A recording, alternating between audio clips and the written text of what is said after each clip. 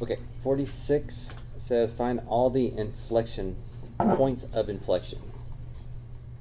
Points of inflection.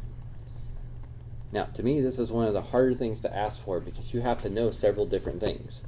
One is, it better be a point on the graph. If it's not a point, it can't be a point of inflection.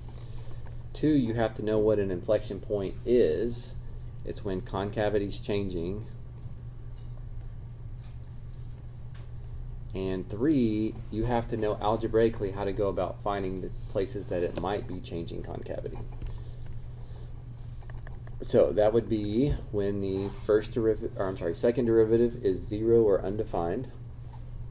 So we would have to be ready to do product rule here. The derivative of the left with the right left alone plus the left alone times the derivative of the right. There's no chain rule there, but of course you need to be careful. Most problems do have chain rule. Let's see, I could say 2 times 3 is 6. Now, before I try to do second derivative here, I really want to simplify this as much as possible. And this isn't the easiest thing to see, but both of these have an x minus 4 squared. So I would highly suggest that you factor that out. And then you'd have an x minus 4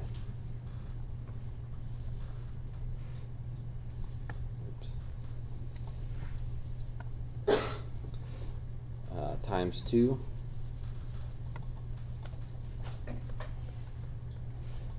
so I'm just trying to undistribute here. X minus 4 squared times 2 times x minus 4 gives me all of this, 2x minus 4 cubed. And if I distribute it to this, I would need a 6x. And then this stuff in here combines a little bit. Again, technically this is optional, but the more simplifying you do before you try to do the derivative again, is probably the easier your derivative is going to be. In fact, I would be tempted to even maybe FOIL this out and then distribute this. I would be tempted to do even more before trying calculus again, but I'll go ahead and give it a shot.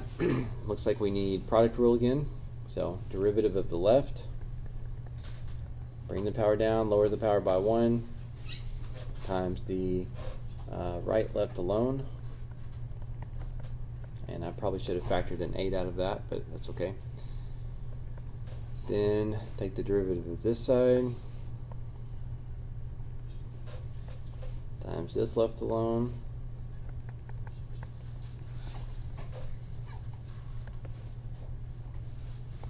and ultimately, for me to know where there might be points of inflection, possible points of inflection, I need to figure out where this is 0 and undefined. I can see already that it's not going to be undefined anywhere because I don't have any x's in my denominator. But knowing where this mess is going to equal 0, still going to take some work here. I need to probably maybe factor out this 8 and distribute some stuff.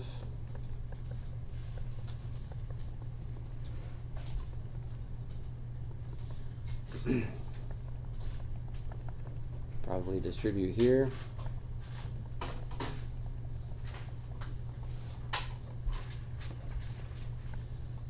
Distribute this 16.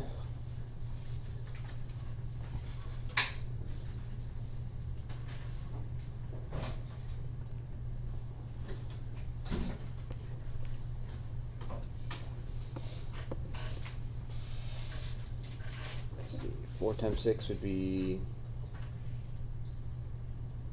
24 plus 40, 64.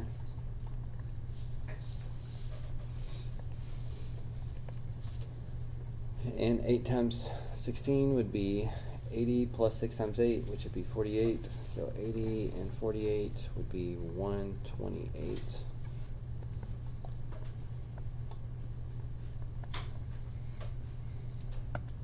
So hopefully I'm not going too quickly here or we're going to have some kind of careless mistake.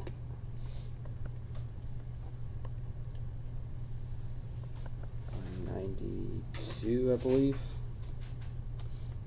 And go back and double check the arithmetic if it doesn't look like it's working out. And then before I try to solve this, all of these numbers are even at least, so I know I can take out a GCF of at least 2, probably something much bigger, but I don't know what the GCF between 24, 144, and 192 is. So I would at least start with what I know would go into it. Get all the numbers to be smaller. Let's see. 96, I believe. Yep. And then it looks like I could factor out another 2.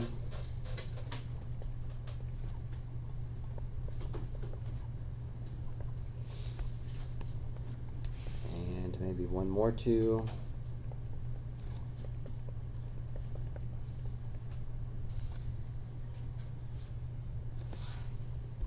And even a 3. So again, I guess if I was a little better at that in my head, then I could have done quite a bit of work there. But where this equals 0, do you have the solutions out by chance? Oh, never mind, I got it. The middle term is supposed to be the 6x. This is supposed to. Oh, I factored out. Yeah, I factored out a 3. Okay, that's good because then this factors more. -4, -2. So, again, some of this was optional.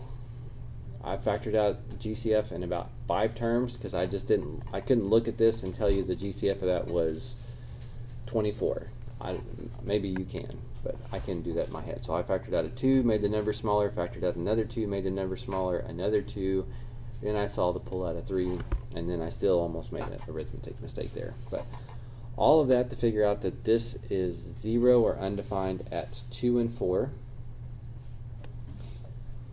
So at x equals 2 is a possible point of inflection, and x equals 4 is a possible point of inflection.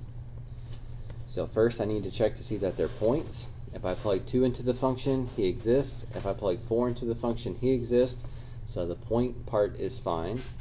But you also need to make sure that the concavity is changing.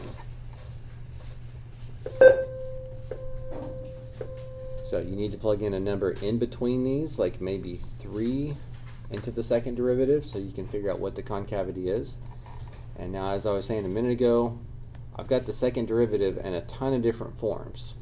So any of these, I just tried to simplify it quite a bit, but any of these that you think is easiest to plug into, you should go for it.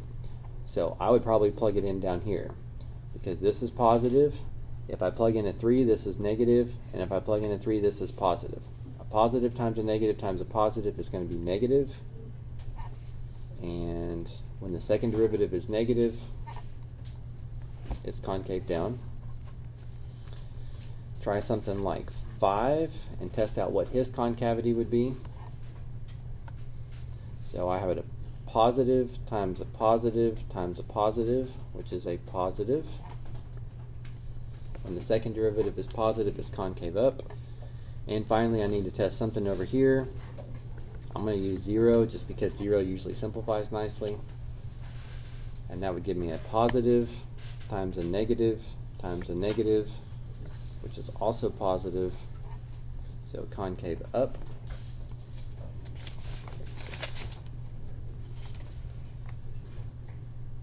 Okay, and so 2 and 4. When x is 2, there is a inflection point, and when x is 4 is an inflection point. And so then it just kind of depends on what the directions ask. Sometimes that's all that you need. This one, it actually says find the points, so we would need to actually find the y values of those as well. So if I plug 2 into the function, I would get 4 times negative 2 cubed, which would be negative 8 times 4, which is like negative 16 times 2, which is negative 32. And if I plugged 4 into the function, I would get 8 times 0, which is 0. So those would be your inflection points. So unfortunately, just based on that function, that was one of the harder functions to deal with because it didn't have a great first derivative, it didn't have a great second derivative. I spent a ton of time trying to simplify that, but the parts that you have to be familiar with, because your test is probably not going to have one quite this long, but it certainly could have ask you about inflection points. So you need to know where I came up with these possible inflection points. It's when the second derivative was 0 or undefined, but then to also be an inflection point, the concavity had to change, so I had to test x values around those in the second derivative. Then I could see concavity was actually changing, then I knew where the inflection points were occurring, but to actually give the points, I had to plug those into the original function to get points. So, quite a bit to that one. Is there something more specific? Dylan, I think that was yours. Was there any of that I went over too fast? No, that's good. It's fine. Okay. Anybody else that was going to ask that one need to speak up before I push this away? Again, a process is 100 times more important than this particular question. Try not to get hung up on that function just being messy. Sometimes we have to deal with messy stuff like that, so it's good practice, but I wouldn't, I wouldn't spend 5 hours practicing this part, personally. But make sure you understand the goals of what we were doing and why we were doing that.